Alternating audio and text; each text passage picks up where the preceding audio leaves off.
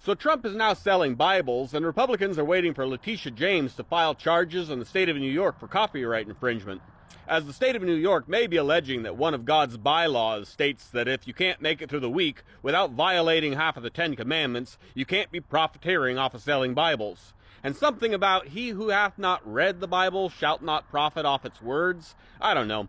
But the Trump's Bible will include the Pledge of Allegiance. This way you can recite a pledge to America, its Constitution, and its flag on one page, and then flip on to the next page and learn about how the Bible tells us that you should swear no oath of man. This Trump Bible will also include the Constitution, so you can find the blueprint of man's laws side by side on the very same level as the blueprint of God's laws.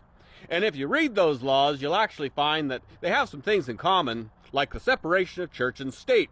The First Amendment of the Constitution sets the government apart from religion, and Jesus repeatedly reminded us how those who follow God's laws are not to concern themselves with the workings of man's law.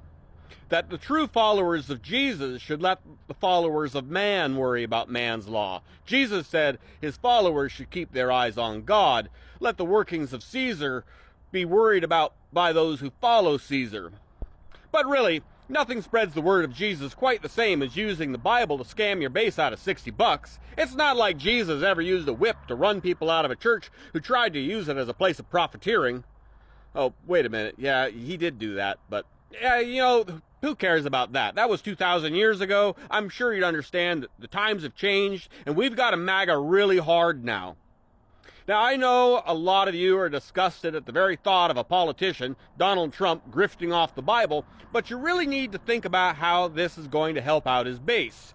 Before having the Trump Bible, in order to have a copy of the Bible and the Constitution and the Bill of Rights and the Pledge of Allegiance in your house, they could be scattered all over the place. It's a lot easier to avoid reading something if you put it all in one place. Now think about it.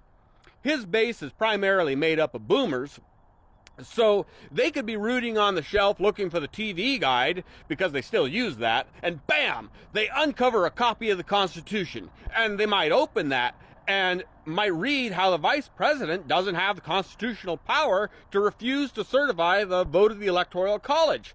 Now, that would be really upsetting. Or they could be digging through the bookshelf looking for their signature copy of The Art of the The Art of the Deal, and accidentally open up the Word of Jesus.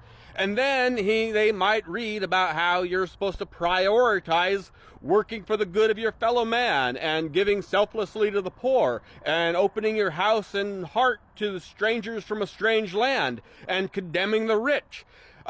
Those things get really, really confusing fast. By putting all those things inside the same volume, we can help avoid these uncomfortable and awkward moments from ever arising. And since this will be amongst their most treasured collector pieces, they're bound to never open them, because that might just damage its resale value. I mean, keeping a Christian nationalist safe from either the words of Jesus or the Constitution, this is a public service. It's right close to a charity. Trump might even want to consider applying for tax-exempt status for this great work and keeping his base safe from hearing these dangerous ideas. But really, who needs to be tax-exempt when you don't pay any taxes anyway? We all know smart businessmen do everything they can do to avoid paying any taxes. Not paying taxes is making America great again. It's only criminal if your name is Hunter Biden. Kind of like how all gun laws are an infringement of our Second Amendment, unless, of course, it's Hunter lying on a background check where he checked the box saying he wasn't under the influence of drugs. You know, that same box that millions, literally, of Americans lie about every year that nobody ever gets prosecuted for? That same form where thousands upon thousands of Americans lie on every single month and they get denied in their background process check? But virtually no one ever gets prosecuted for it. I've never heard of anyone prosecuted for failing their background check. I know several gun shop owners, and they fail dozens a week, or have them failed, and they have virtually never heard of anyone being prosecuted for failing a background check, which means you lied on the form, or you wouldn't have failed it. Now, I know this might sound like hypocrisy, but trust me, it's not. It's found right there in the word in Trump's Bible. Hypocrisy doesn't exist so long as you're on the side of Trump. Don't be trying to look it up in that Trump Bible, though. You don't want to bend the pages and damage its collector's value. Just trust in the Trump, say your 12 it's all witch hunts, and trust that MAGA plan.